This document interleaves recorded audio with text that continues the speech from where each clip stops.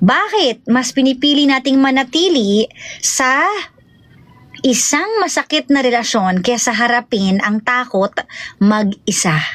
Oh, maraming ganyan. 'Di ba? Yung magsistay ka kahit mahirap na, kahit masakit na. Kasi mas gusto mo na andyan siya sa paligid mo kaysa mag-isa ka. So ano nga ba ang inyong mga sagot? Sabi dito ni Natividad Bautista, love is full of sacrifices. Makes you world go round and turns upside down. Ano daw? Full of sacrifices, which is true, ah. So, ibig sabihin, magsakripisyo ka na lang na magstay kesa mawala nga naman yung taong iyon. Sabi naman ni Marlene, lahat naman ng relasyon may mga pagsubok na masakit na dinadaanan. Diyan malalaman kung ano ang hangganan at saan ang sacrifice mo para sa partner mo. Oh, which is, word for today is sacrifice. Doon talaga tayo umiikot. No, basa pa tayo ng ibang comments. Sabi dito, if it's too much to handle and if it's too much pain already, let go. Set yourself free and face all the pain and suffering with a brave heart and mind. That's part of healing that's part of falling in love. It's not always unicorn and rainbows. O, taray naman nun. Falling in love comes with lots of challenges. Totoo naman yan. So, depends on you talaga kung kakayanin mo yung pain or hindi. Dun yun eh. Dun magkakatalo talaga eh. Sige, basahin ko ang inyong mga comments naman sa ating TikTok live. Ano nga ba ang masasabi nyo? Again, bakit mas pinipili nating manatili sa isang masakit na relasyon kaysa harapin ang takot na mag-isa? Sabi dito ni Rhea, minsan kasi napipilitan ka na lang kasi mahal mo. Kahit alam mo na nang di na mag-work, magstay ka na lang kesa mawala. Oh, magsistay ka na lang kesa nga naman mawala siya. Pero kasi ang tanong, are you happy sa ganyan? Are you happy sa ganyang setup? Yun kasi yung tanong eh. Diba? Pero eto nga ang tanong. Bakit nga ba nagsistay tayo kahit masakit na? Rather than umalis na lang tayo sa sitwasyon na yun at harapin natin yung pain and then eventually mawawala din naman yung pain. Diba? Ang hirap eh, yung gusto mo na lang magstay kaysa mag-isa. Kami na lang dalawa kaysa maiwan ako mag-isa. Pero alam nyo, madami talagang dahilan dyan. At very human lahat ng ito.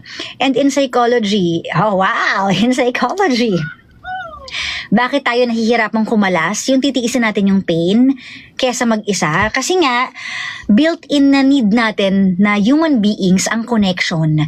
'Di ba? Merong concept sa psychology na tinatawag na need to belong. Ito yung literal na wired yung utak natin para makaramdam tayo ng connection. Kasi kapag meron nga namang relasyon, may sense of safety, feeling natin may kakampi tayo sa lahat ng challenges in life, may kasama tayong haharapin lahat, 'di ba? May tagasalo ng stress, may kausap tayo, pag pagod tayo, nasasabi natin yung pagod natin, pag masaya tayo, nasasabi natin yung saya natin, pag in pain tayo, nasasabi din natin yung pain na nararamdaman natin. 'Di ba? Kumbaga, mas bumababa yung anxiety natin kapag alam natin na meron tayong someone besides us. 'Di ba? Pero kasi ang tanong, yung someone na yun, kung yun din naman yung nagbibigay ng pain sa atin, dapat ka pa bang magstay?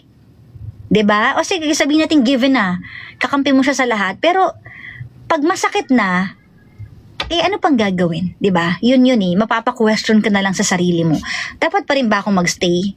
'Di ba? Kahit hindi na ako masaya, kahit nasasaktan na ako, at kahit ang sakit na nararamdaman ko ay nanggagaling mismo dun sa taong partner ko. Siguro that's the time na pwede na tayong mag-isip-isip kapag hindi na siya yung source ng happiness. Kumbaga, kapag siya na yung source ng pain natin palagi and it's a routine, yun yung mapapaisip ka na, dapat bang mag-isa na lang ako? Kesa may kasama nga ako, may iyak naman ako. Yun eh. 'Di ba? Mag-isa nga ako, pero at least itong pag-iisa ko, kinakaya ko lahat. Baka may patutunguhan din tong maganda. In time, magiging happy din ako kaysa sa sitwasyon ko ngayon. Hay nako, what a hugot na naman for today. Dami nating hugot, no? Ano ba ang naging dahilan? Hi, strangers. When you were here the first time, I was about to resign, and I have already resigned. So I'm a guest as you are. Ay hindi, OJT ako, bisita na nga lang. Visitor. Ay hindi, empleyado ko hanggang 24. Bakit? Papasok ko, babayaran na. Pag hindi. Ba't papasok ka pa. Hindi, at least may access ako sa lahat until 24. Sinabi? Ah, Paano yung mga araw na hindi ka pumasok? hindi lang mabayaran. In-extend nila hanggang 24? Yung 30 days ka. Okay ako. Wala ako sa Pilipinas sa time din. Kailangan ba mag-render pa ng 30 days? Yun na yun. Pasukan ko hindi. Bakit sa Chico 2 weeks lang? So, ano ba ngayon? Nandito ako. Ganito ako ngayon. Wow, yabang. Di ikaw nabayad. Excuse me. Hindi, teka lang. Bakit si Chico, Polo ko. Wait lang. Bakit si Chico? Kasi specified. Ayan na, naka-live ka. Lit na ito. Gusto ko yan. So, maglalakad-lakad kami dito. Maghanap kami ng gagastusin. So, dito naman tayo ngayon sa booth ng JG. Ayan, si Gandang Kara, hindi makarelate sa pinaggagawa ko dito.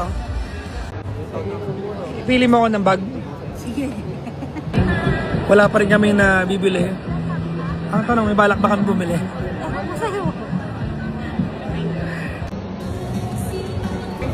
Nagtatry ni Gandang Kara, oh. Ito?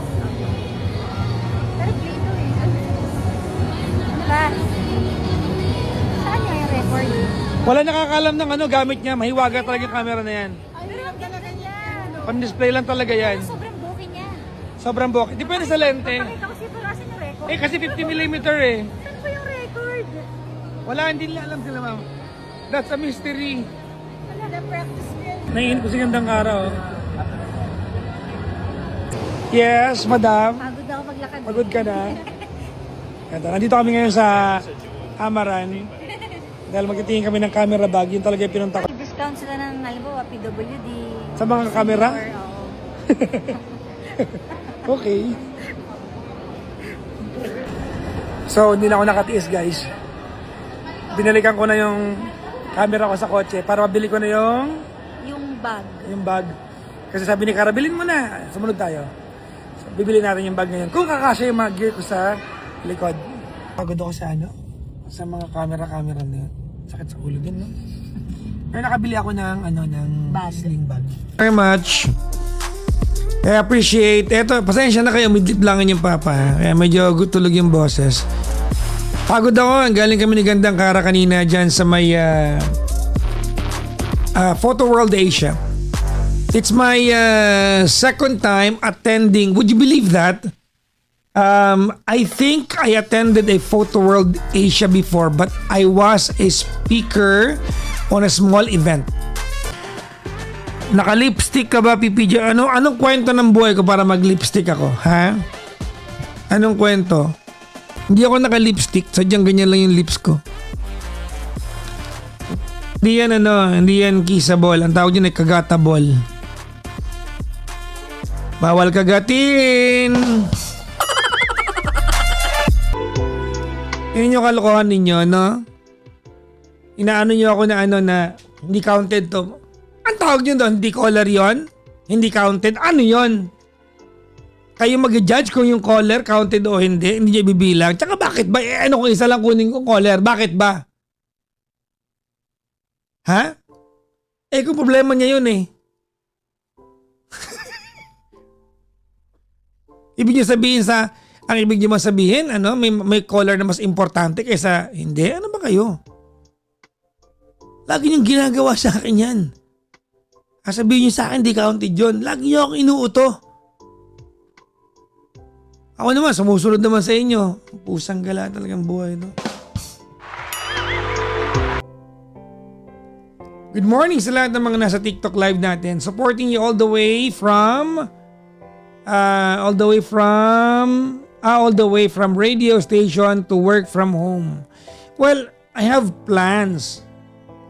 Alright, I have plans. But I think I'll take my sweet time to just be at home. Enjoy my room. Dito lang ako sa bahay muna. Bahala na. Enjoy my camera. Go somewhere else. Take photos and whatnot. Feeling ko andun muna ako. No?